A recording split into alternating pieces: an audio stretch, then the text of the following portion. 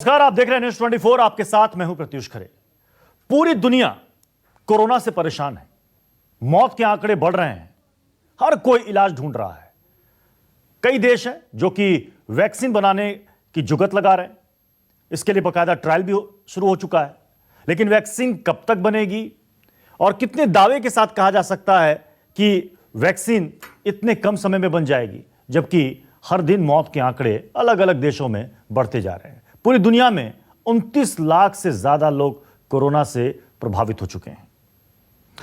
News 24 लगातार अलग अलग देशों के वैज्ञानिकों, शोधकर्ताओं से, डॉक्टरों से एक पैनल से बात करने की कोशिश कर रहा है कि कहां इस वक्त कोरोना को लेकर किस तरह की रिसर्च चल रही है, किस तरह के इलाज को खोजा जा रहा है। आपको पता होगा कि प्लाज्मा थेरेपी से कई देशों में इलाज चल रहा है। भारत में भी इसके अच्छे नतीजे आए हैं। दिल्ली में 4 मरीजों पर इसका प्रयोग किया गया, ट्रायल किया गया, जिसके नतीजे अच्छे आए और अलग अलग राज्यों में भी इसका इस्तेमाल, इसका प्रयोग करने की अनुमति दी जा रही है।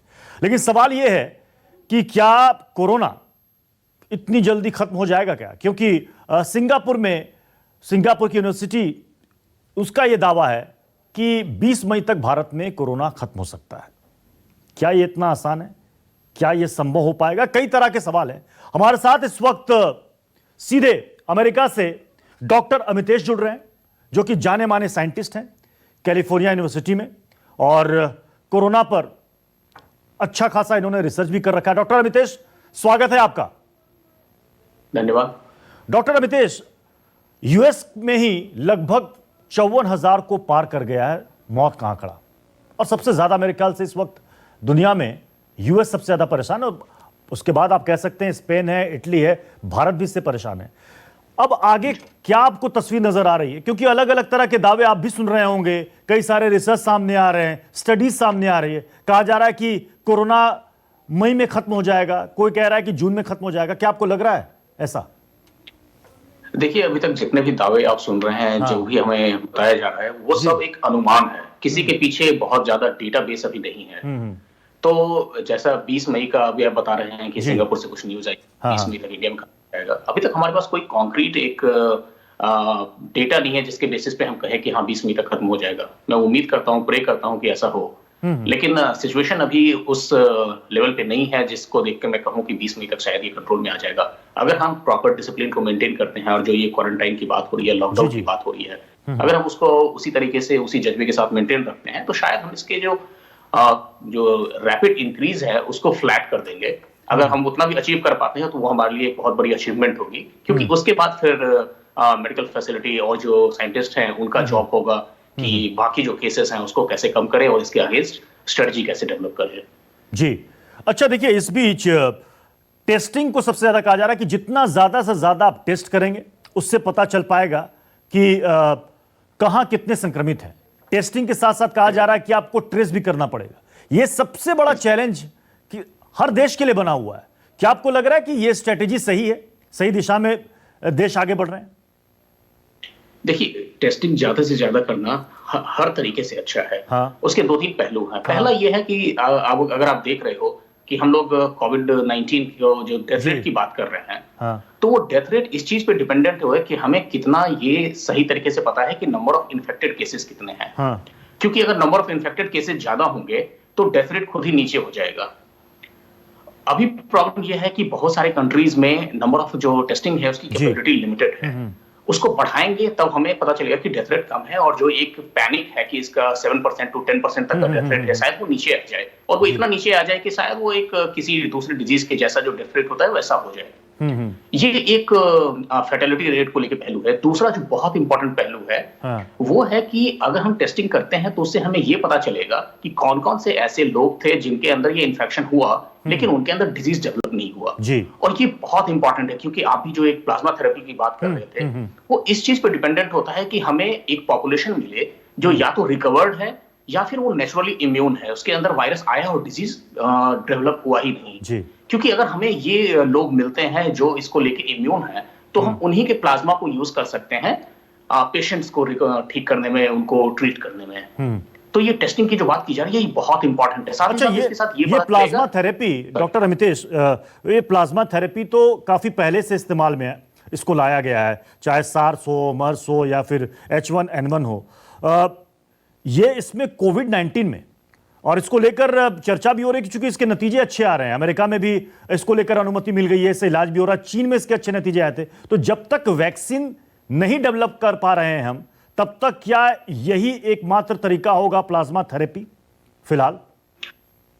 जैसा आपने सही बताया कि प्लाज्मा थेरेपी एक एस्टेब्लिश प्रोसीजर है। हाँ। हमें पता है, देखिए होता क्या है प्लाज्मा थेरेपी में कि जब हमारे अंदर कोई भी पैथोजन आता है तो हमारा जो इम्यून सिस्टम है वो रिस्पॉन्ड करता है, वो एंटीबॉडीज प्रोड्यूस करता है। और अगर हमारा जो इम्यून सिस्टम है वो सक्सेसफुली फाइट करता है तो वो कारगर एंटीबॉडीज प्रोड्यूस करता है जो कि पैथोजन को डिफीट करता है जी। और ऐसा हर इन्फेक्शन के केस में होता है।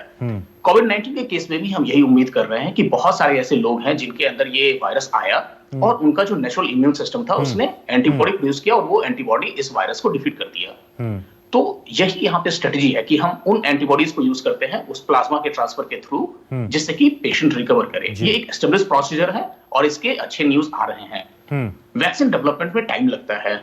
कोविड-19 के लिए हम लोग रिकॉर्ड ब्रिटेन ये दावा कर रहा है, डॉक्टर अमितेश, ब्रिटेन का ये दावा है, ऑक्सफोर्ड यूनिवर्सिटी का और वहां के शोधकर्ताओं का, कि सितंबर तक उनको ऐसा लग रहा है, वो उम्मीद लगा रहे हैं कि सितंबर तक वैक्सीन तैयार हो जाएगी।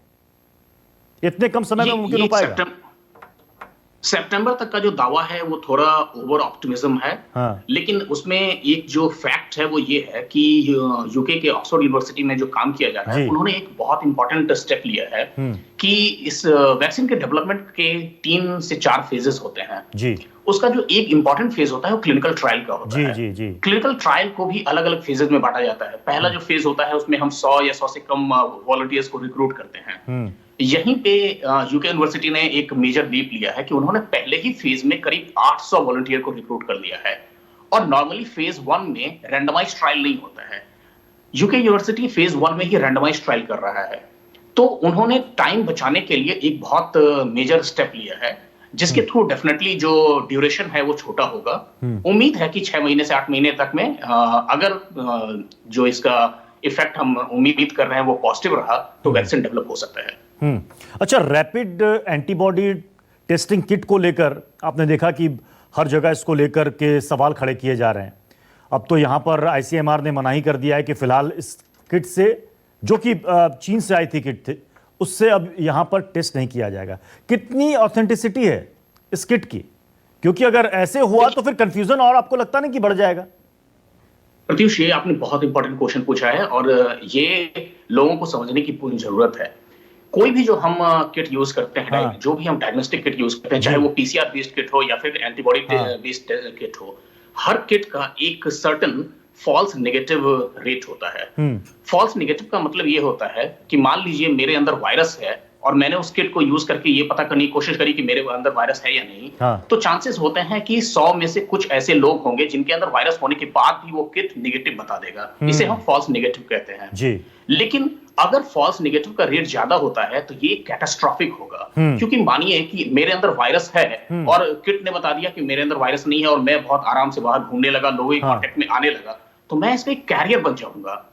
तो कोई भी ऐसा डायग्नोस्टिक किट जिसका फॉल्स नेगेटिव का रेट ज्यादा है वो हमारे लिए पॉजिटिव करने से ज्यादा नेगेटिव कर देगा। और यही वजह है कि ये जो एंटीबॉडी बेस्ड किट है उसका फॉल्स नेगेटिव रेट अभी रिलेटिवली ज्यादा है। हाँ। तो उसको बहुत ज्यादा यूज नहीं किया जा सकता है, या फिर सिर्फ उसको यूज करके ये नहीं कहा जा सकता। यानी कि आज की तारीख में डॉक्टर अमितेश, जो आरटी-पीसीआर किट है जिससे जो टेस्ट किया जा रहा है वही इस वक्त ऑथेंटिक है। आरटी-पीसीआर किट का जो फॉल्स नेगेटिव का रेट है वो कम है, तो definitely comparatively that is a better kit.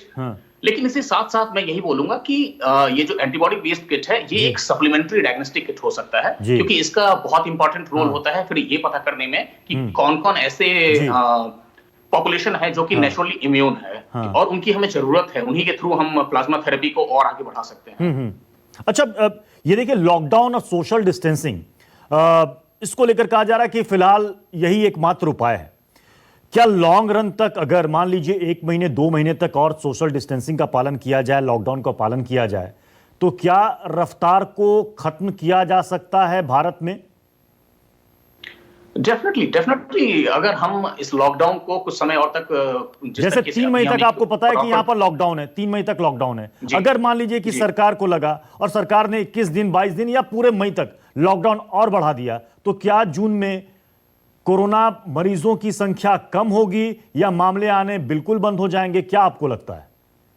Definitely ऐसा हो सकता है, क्योंकि आप जैसा अब हम मुझे लगता है कि सभी लोग इस चीज को समझ चुके हैं कि ये जो वायरस है या फिर कोई भी वायरस होता है, वो खुद से एक जगह से दूसरी जगह मूव नहीं करता है, उसको कैरियर की जरूरत होती है। और लॉकडाउन में हम यही करते हैं कि हम उसका कैरियर नहीं बनते हैं, उस वायरस के ट्रांसमिशन को रोक देते हैं।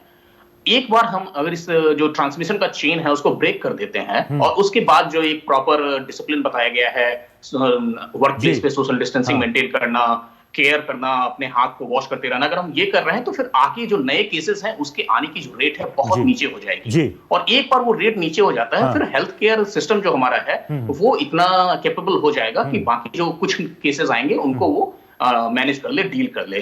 तो इस लॉकडाउन के थ्रू हम डेफिनेटली इस चीज को अचीव कर सकते हैं। अच्छा, आपको क्या लगता है, क्या वजह है डॉक्टर अमितेश कि अमेरिका में इतने ज्यादा मामले तेजी से बढ़े और लोगों की मौत भी इतनी ज्यादा संख्या में हो रही है? कहां आपको लग रहा है कि चूक हो गई कि उसको सरकार समझ नहीं पाई? प्रत्युष, देखिए, अमेरिका एक बहुत ही क्लासिकल केस बन गया है। यहाँ पे प्रॉब्लम यह है कि आपको ये समझना होगा कि चाहे वो अमेरिका हो, इंडिया हो, बांग्लादेश हो या फिर कोई भी कंट्री हो, ये जो थ्रेट है सबों के लिए इक्वल है, क्योंकि इसका ट्रीटमेंट अभी किसी के पास नहीं है।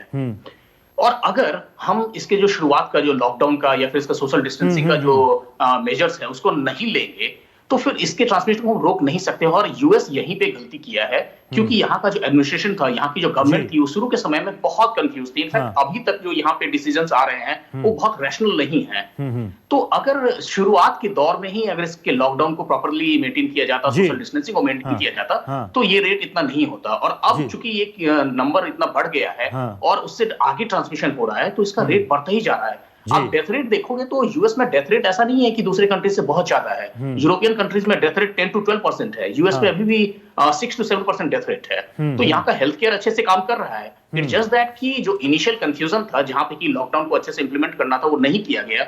उसका नतीजा ये है कि यहाँ पे केसेस इतने ज्यादा हो गए हैं। और ये एक बहुत इंपॉर्टेंट चीज है जिससे कि इंडिया को सीखना चाहिए कि जो गलती यूएस ने करा है कि लॉकडाउन को कॉम्प्रोमाइज करना, लॉकडाउन को सीरियसली नहीं लेना, वो वहां नहीं करना चाहिए। इसके साथ एक चीज ये कहा जा रहा है कि जिन कंट्रीज में ये संक्रमित मरीजों की संख्या ज्यादा है, चूंकि वहां पर टेस्टिंग ज्यादा हो रही है, इसलिए ये आंकड़े सामने आ रहे हैं। चूंकि भारत में अभी टेस्टिंग की रफ्तार कम है, इसलिए आंकड़े कम है। और डब्ल्यूएचओ ने जो कहा, आपको याद होगा भी हाल ही में 1 हफ्ते पहले डब्ल्यूएचओ की तरफ से बयान आया था जिसमें कहा गया था कि अभी वर्स्ट सिनेरियो आना बाकी है, यानी कि कोरोना को लेकर अभी जो सब कुछ तस्वीर सामने है, इससे भी बुरी और भयावह तस्वीर सामने आनी अभी बाकी है। तो ये दोनों चीजें बिल्कुल कॉन्ट्राडिक्शन है। एक तरफ हम कहते हैं कि मई या जून में कोरोना से हम मुक्ति पा सकते हैं, दूसरी तरफ डब्ल्यूएचओ कहता है कि अभी तो वर्स्ट आना बाकी है। देखिए, मैं वही बात कर रहा था कि अभी जो लोग बात कर रहे हैं, चाहे वो डब्ल्यूएचओ हो या कोई गवर्नमेंट एजेंसी हो या फिर एक आम आदमी हो, हर किसी का दो पहलू है। एक ऑप्टिमिस्टिक पहलू है और थोड़ा सा एक लेस ऑप्टिमिस्टिक पहलू है।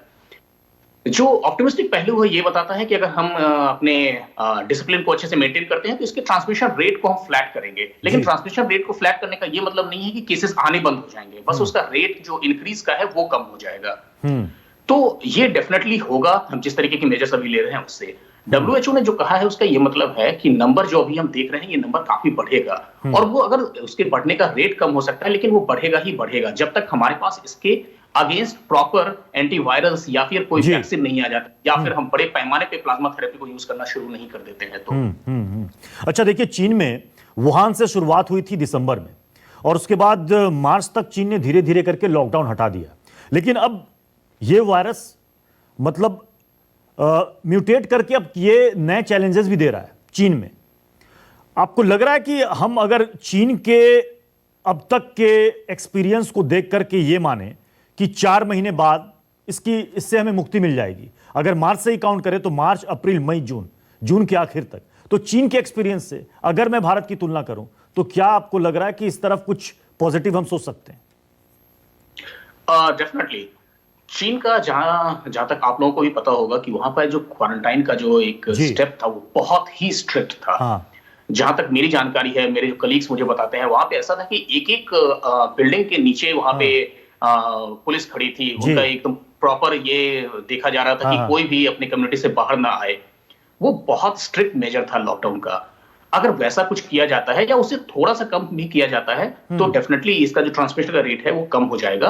और जो चीन में ट्रांसमिशन और लॉकडाउन को इजी करने की बात किया जा रहा है, उसके साथ ये किया जा रहा है कि आगे जो लोग अपने वर्क प्लेस पे जा रहे हैं उनको प्रॉपर तरीके से गाइडलाइन दिया जा रहा है कि वो वर्क प्लेस पे किस तरीके का डिसिप्लिन मेंटेन करेंगे। जी, तो आने वाले समय में आपको भी उम्मीद है डॉक्टर अमितेश कि मई जून तक ये मामले कम हो जाएंगे?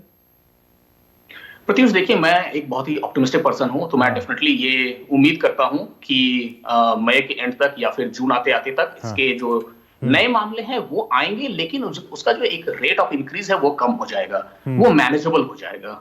जी, चलिए, बहुत बहुत शुक्रिया डॉक्टर अमितेश हमारे साथ जुड़ने के लिए और हमें अपना कीमती समय देने के लिए।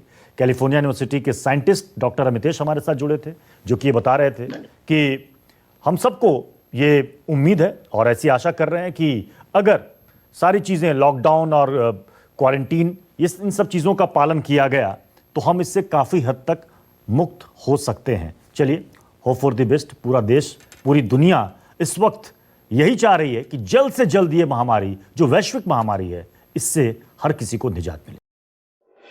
अगर आपको हमारा ये वीडियो पसंद आया हो तो इसे लाइक और शेयर जरूर करें। अगर इस वीडियो पर आपकी कोई राय है तो नीचे कमेंट भी कर सकते हैं। और हाँ, देश और दुनिया की तमाम खबरों से वाकिफ रहने के लिए अभी सब्सक्राइब करें न्यूज़ 24 का यूट्यूब चैनल। न्यूज़ 24, निष्पक्ष खबरें।